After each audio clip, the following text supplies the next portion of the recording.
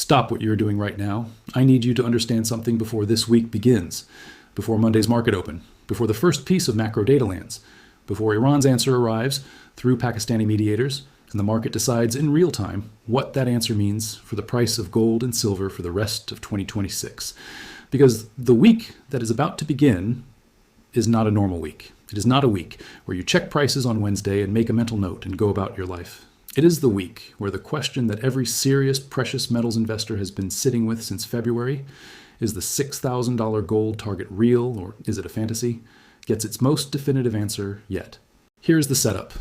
Gold is sitting at $4,713 right now on this Sunday morning, May 10th, 2026. Markets are closed. The world is waiting. And the experts, the analysts at the major banks, the institutional research desks, the precious metals strategists who have been building models around central bank accumulation and dollar weakness and de-dollarization and AI-driven silver demand, those experts are forecasting gold in the $5,400 to $6,000 range by the end of 2026. That is a 14% to 27% gain from current levels in 7 months, in a market that has already been through one of the most turbulent geopolitical periods of the decade. Now, here's the question I need you to sit with. Not whether $6,000 is possible, not whether the analysts are smart people with good models. The question is this: what has to happen for $6,000 to be right? What are the specific conditions? The inflation data, the rate path, the geopolitical resolution, the institutional positioning that have to fall into place for gold to travel from $4,913 to $6,000 in the remaining 7 months of this year. And the extraordinary thing about the week that is starting tomorrow is that virtually every one of those conditions is going to be tested simultaneously. CPI on Monday, PPI on Tuesday, Iran's answer arriving through Pakistan this weekend, the most concentrated convergence of gold-determining catalysts in a single 5-day window that this market has seen in 2026. Today is Sunday, May 10th, 2026. Asian guy here.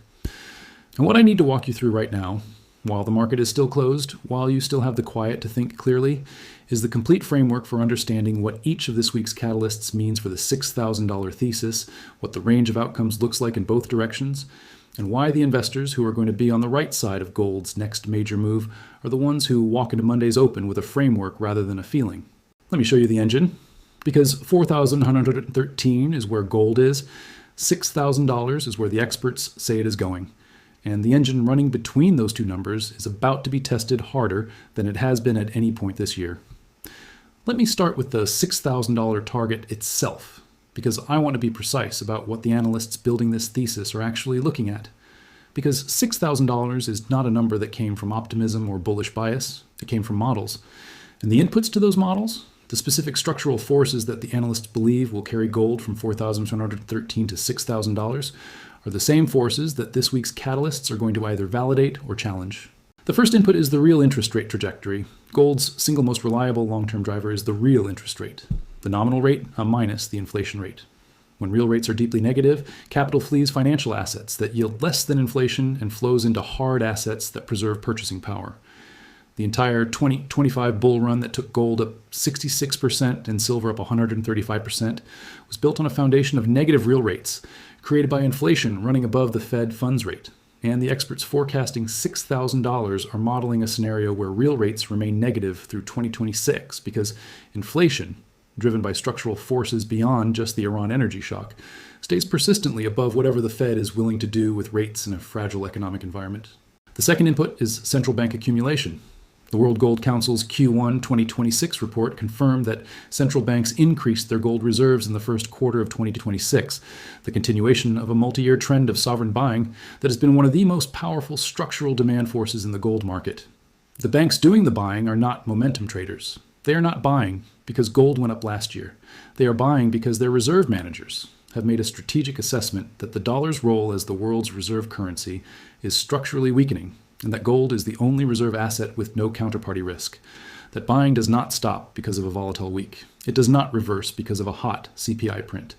It is a decade-long structural trend that adds a demand floor under gold at every level.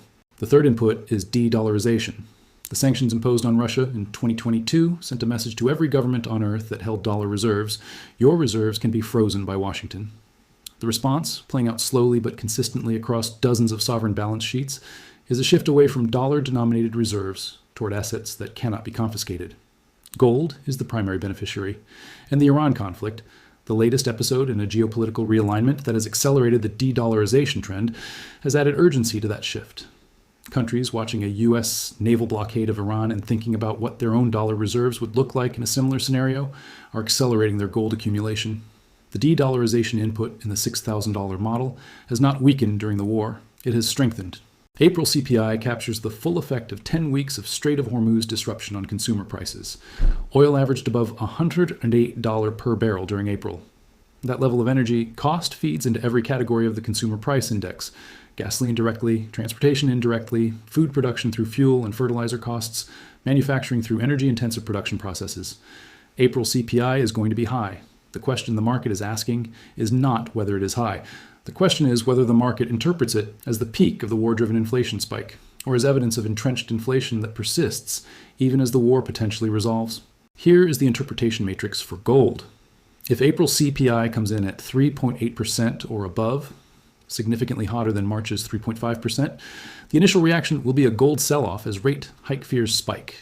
The managed money algorithms that are monitoring CPI in real time will read a hot number as extending the restrictive rate environment and reducing the probability of rate cuts in 2026. Gold drops, silver drops. With it, the $6,000 target looks further away in the near term. But here is what the sophisticated investors will be doing while the algorithms sell gold on a hot CPI print. They will be looking at oil. If Brent crude is at $9,500 or below when the hot April CPI drops, if oil has already begun pricing in the Iran peace resolution, then the hot CPI is a lagging signal.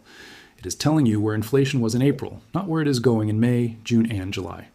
And a market that is forward-looking will eventually recognize that a hot April CPI combined with falling May oil prices means inflation is at or near its peak. Peaks in inflation cycles are historically among the best buying opportunities in gold bull markets because they represent the maximum bearish sentiment on rates at exactly the moment when the rate trajectory is beginning to turn. If April CPI comes in at 3.2% or below, cooler than expected even with the full energy shock embedded, it is the most powerful single data point for the $6,000 thesis that the market has seen in months. A cool April CPI in an environment where oil was above $108 for most of the month means the second-order inflation transmission, the pass-through from energy costs to core goods and services, is weaker than the Fed's hawkish dissenters assumed. It means the inflation trajectory is turning faster than expected. Rate cut probability in late 2026 spikes. The dollar weakens. Gold gaps higher. And the $6,000 target moves from an end-of-year aspiration to a mid-year possibility. The range of outcomes on Monday's CPI is wide. The range of outcomes for gold, depending on where CPI lands, and critically, how it is contextualized by whatever Iran's answer was this weekend, is the widest single-day range this market has faced since the war began. PPI drops Tuesday.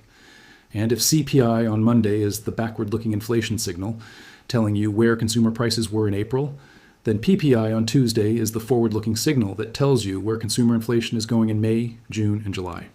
And for the $6,000 gold thesis, the forward-looking signal is more important than the backward-looking one. Here is the specific mechanism. Producer price inflation leads consumer price inflation by 1 to 3 months. When PPI is rising fast, CPI follows. When PPI decelerates, CPI follows with a lag. The question for PPI this week is whether the oil price decline of the past 10 days, Brent dropping from $112 to below $100, is already showing up in the producer price pipeline. If oil falling from $112 to $98 in 5 days has caused energy-sensitive producer prices to begin decelerating, PPI will print below expectations. And a below expectations PPI print the day after CPI, regardless of whether CPI was hot or cool, tells the Federal Reserve that the inflation trajectory is turning, that the pressures in the production pipeline are beginning to ease, that the second-order effects of the energy shock are not becoming entrenched. For gold, a decelerating PPI is the data point that most directly supports the rate cut pathway that underpins the $6,000 forecast. Because rate cuts do not happen when PPI is accelerating. They happen when PPI is turned, when the Fed can point to upstream price data showing that inflation is on a sustainable path toward the 2% target. A cool PPI print on Tuesday, combined with whatever direction CPI set on Monday, creates a 2-day data sequence that either builds or destroys the rate cut narrative for the second half of 2026. And here is the overlay that makes this week uniquely important. Federal Reserve Bank of Chicago President Austin Goolsbee warned just last week that inflation has not continued to cool toward the Fed's 2% target, and has instead accelerated since the outbreak of the war. That statement, from a voting member of the FOMC, is the most explicit acknowledgement by a Fed official that the Iran conflict has derailed the disinflation trend. If PPI on Tuesday contradicts Goolsby's assessment, if the data shows producer prices beginning to decelerate despite the energy shock, it does not just support the rate cut pathway. It contradicts a sitting Fed official's public statement. And when data contradicts a sitting Fed official, markets move hard and fast in the direction of the data points. I have saved Iran for this section because the sequence matters. Everything I just told you about CPI and PPI, every interpretation matrix, every scenario analysis, but depends on what Iran decided this weekend. The Iran answer is not just another catalyst this week. It is the lens through which every other catalyst gets interpreted. Let me be direct about what the market knows and does not know as of this Sunday morning. Tehran confirmed it received the U.S. Memorandum of Understanding transmitted through Pakistani mediators. Iran said it was reviewing the proposal. Iran's response was expected within 48 hours of confirmation, meaning by this weekend. As of the recording of this video, no confirmed response has been made public. The binary is this. Iran says yes. The MOU framework is accepted. Comprehensive nuclear talks are scheduled. The Strait of Hormuz begins a phased reopening. Or Iran says no. The framework is rejected. The conflict continues. The energy supply disruption persists. Now here's why Iran's answer is the master variable for the entire week. A yes answer means every hot data point, a hot CPI, a still elevated PPI, gets interpreted as lagging evidence of a peak that is now behind us. The market looks forward. It sees oil below $95 and falling. It sees inflation decelerating in real time, even if the April data shows it at its peak. And it prices gold toward $5,000 because the rate cut pathway that underpins the $6,000 thesis is now visible on the horizon. A no answer means every data point, even a cool CPI, gets interpreted through the lens of a conflict that is not resolving. The market cannot price in rate cuts when oil is reaccelerating toward $110. The $6,000 thesis does not die. The structural demand from central banks and de-dollarization does not reverse, but the timeline extends. $6,000 by year-end becomes $6,000 by mid-2027, and gold consolidates in the $4,500 to $4,800 range, while the market waits for the next diplomatic window. Between a yes and a no, the yes scenario implies a significantly larger move in gold from current levels than the no scenario implies a decline. The asymmetry that I described for silver earlier this week applies to gold as well. More upside in a yes than downside in a no. The structural floor provided by central bank buying and de-dollarization accumulation means gold does not collapse on a no answer, but gold accelerates dramatically on a yes answer. That asymmetry, combined with the triple data wall hitting this week, makes the risk-reward of being long gold into this week favorable, even without knowing what Iran decided. Let me answer the question in the title. Gold at $4,113. Experts say $6,000. Is the 1 week that is beginning tomorrow the week that tells us whether they are right? Yes, and here's why. The $6,000 thesis rests on 4 pillars. Negative real rates, central bank accumulation, de-dollarization, the rate cut pathway. 3 of those 4 pillars, negative real rates, central bank accumulation, and de-dollarization, are structural and not going to be tested by this week's data. The World Gold Council already confirmed central bank buying in Q1. The de-dollarization trend is not reversing because of a CPI print. The negative real rate environment, with inflation running above 3% and the Fed funds rate unchanged, is not going away in a week.